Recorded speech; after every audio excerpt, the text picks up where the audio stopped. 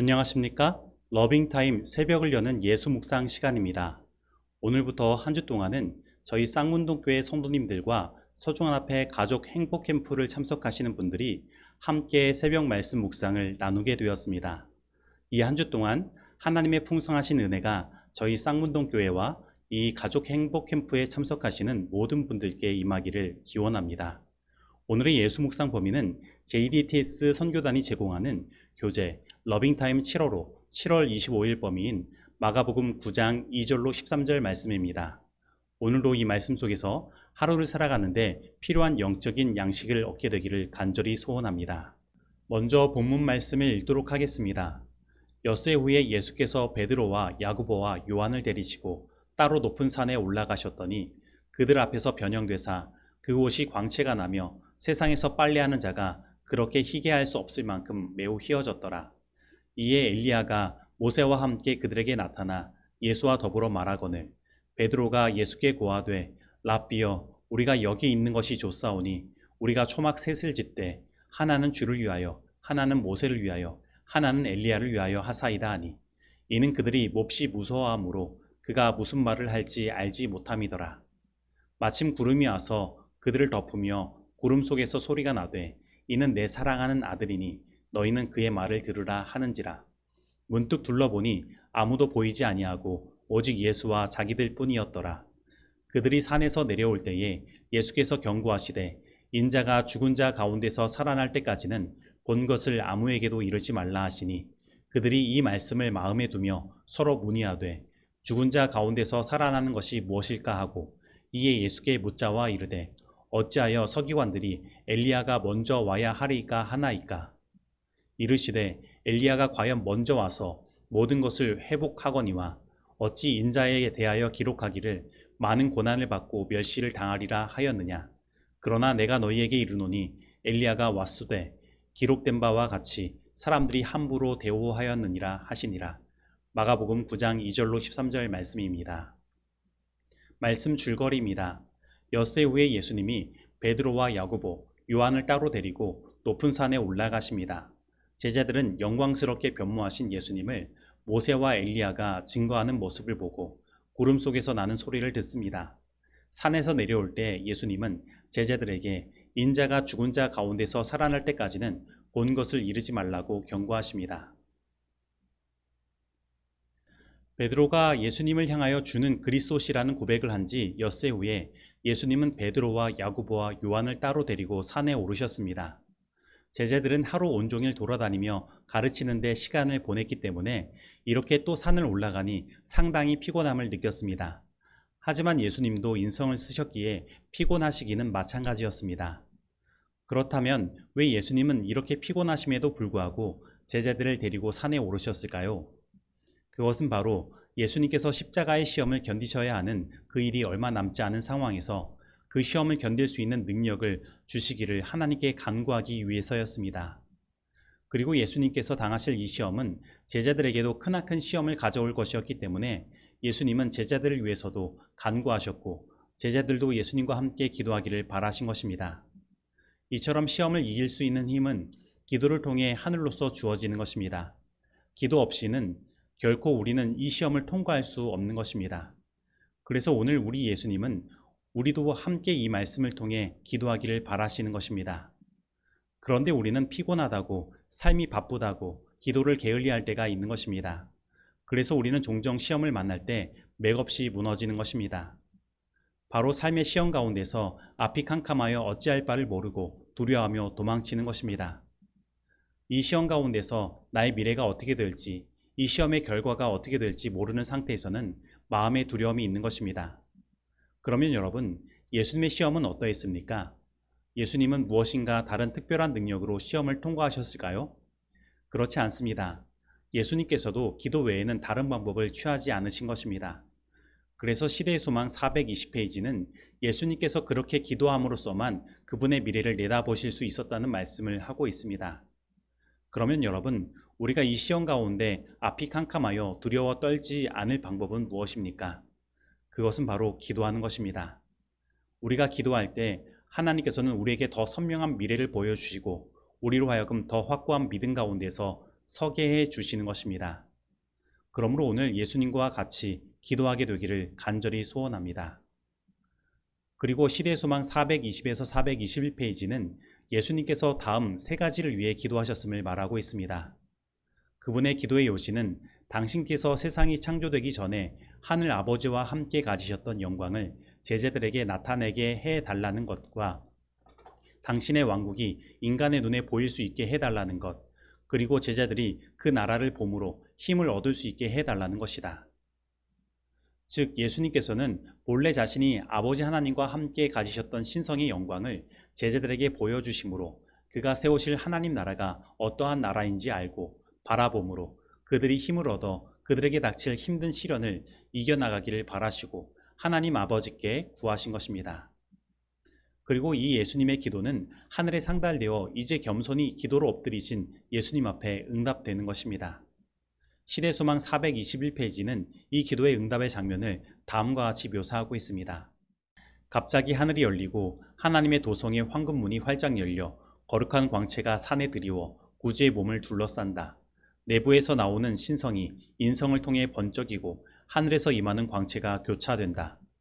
그리스도께서는 엎드린 자세를 일으켜 하나님과 같은 위엄으로 일어나신다. 심령의 고뇌는 사라진다. 그분의 용모는 이제 해같이 빛나며 그분의 옷은 빛과 같이 휘어진다. 제자들은 피곤하여 기도하지 못하고 잠을 자다가 깨어 이제 이 예수님의 영광을 바라봅니다. 그런데 예수님께서 홀로 계시지 않고 다른 두 명의 누군가와 이야기하고 계신 것입니다. 그래서 자세히 보니 한 사람은 모세요, 나머지 한 사람은 엘리야인 것입니다. 이 두 사람은 예수님의 두 증인으로 나타난 것입니다. 모세는 죄와 사망을 이기실 그리스도의 승리에 대한 증인으로 의인의 부활 때에 무덤에서 나올 자들을 표상합니다. 그리고 엘리야는 죽음의 권세를 이기시고 사람을 죽지 않을 몸으로 변화시키실 예수님의 증인으로 이 땅에서 죽음을 보지 않고 변화되어 예수님의 재림의 날에 하늘로 올라갈 마지막 남은 하나님의 백성들을 상징합니다. 그리고 지금 예수님은 변형되셔서 하늘 왕국의 왕으로서 제자들 앞에 서 계신 것입니다. 즉 예수님의 제자들 앞에는 하나님 나라가 펼쳐진 것입니다. 제자들은 모세와 엘리야 이 두 증인을 통해 예수님이 어떠한 분인지를 더 분명히 알게 되었고 하늘 왕이신 예수님이 계신 바로 그 장소가 하나님 나라임을 깨닫게 된 것입니다. 그래서 베드로는 마가복음 9장 5절에서 다음과 같이 이야기를 합니다. 베드로가 예수께 고하되 랍비여 우리가 여기 있는 것이 좋사오니 우리가 초막 셋을 쥐때 하나는 주를 위하여 하나는 모세를 위하여 하나는 엘리야를 위하여 하사이다. 예수님의 제자들은 모세와 엘리야 두 증인과 변형되신 예수님을 바라보고 하나님 나라를 느낀 것입니다. 그런데 오늘 이 말씀은 우리들에게 아주 중요한 하나님 나라를 체험할 수 있는 원리를 이야기하고 있습니다. 하나님께서는 오늘 우리들에게도 예수님의 이 두 증인을 허락하셨습니다.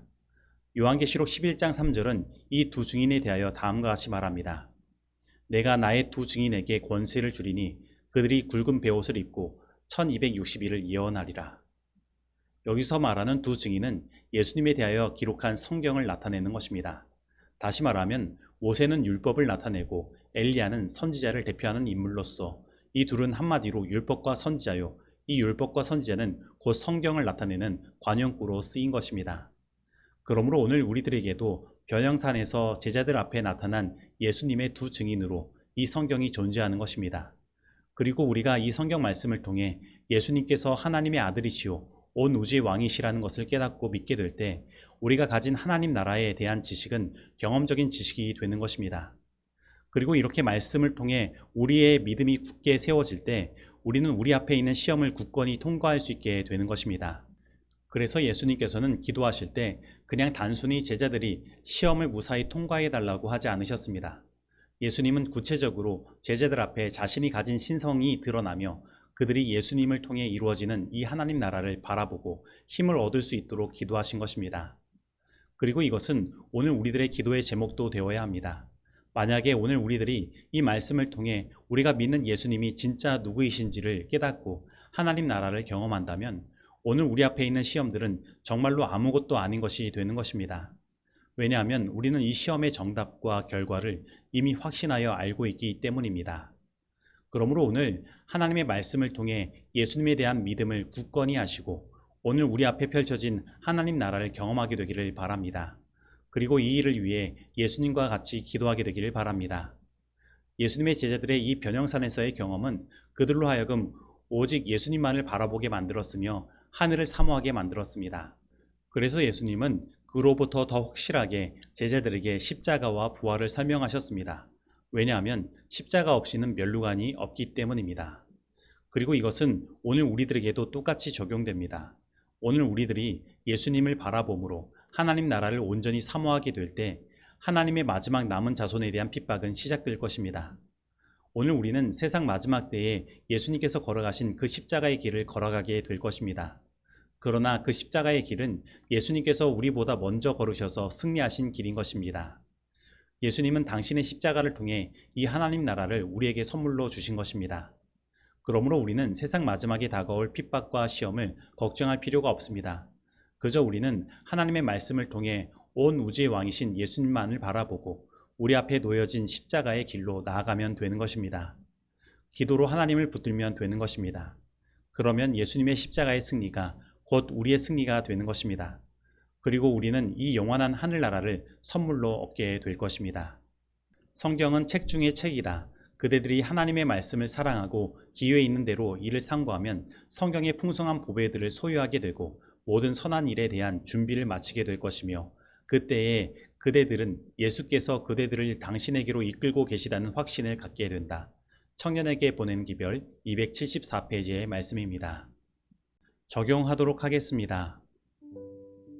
오늘 나는 피곤하고 바쁘다는 핑계로 하나님께 기도하는 것을 게을리하고 있지는 않습니까? 오늘 나는 하나님께서 우리에게 주신 예수님의 두 증인, 곧 성경을 통해 예수님에 대하여 분명히 알고 하나님 나라를 경험적으로 깨달았습니까? 오늘 나에게 있는 시험은 무엇이며 이 시험을 이기기 위해 내가 해야 할 일은 무엇입니까? 오늘 이 말씀 속에서 내가 실천해야 할 것은 무엇입니까? 기도하시겠습니다. 하나님 아버지, 오늘 우리들에게 예수 그리스도의 두 증인인 성경을 선물로 주시고 우리가 이 하나님의 말씀을 묵상하며 생각할 때에 예수님께서 우리를 구원하신 구세주요 온 우주의 왕이시라는 사실을 깨닫게 하여 주셔서 하나님 나라를 단순히 지식이 아니라 경험적으로 깨닫게 하여 주시니 감사드립니다.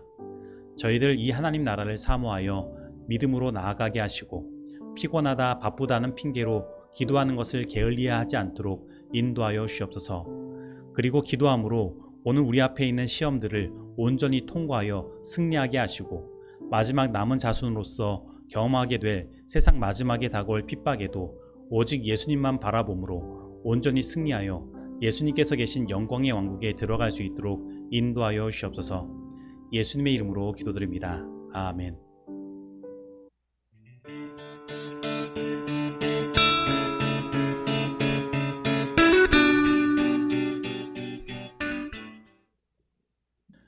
함께 합심하여 기도하는 시간입니다.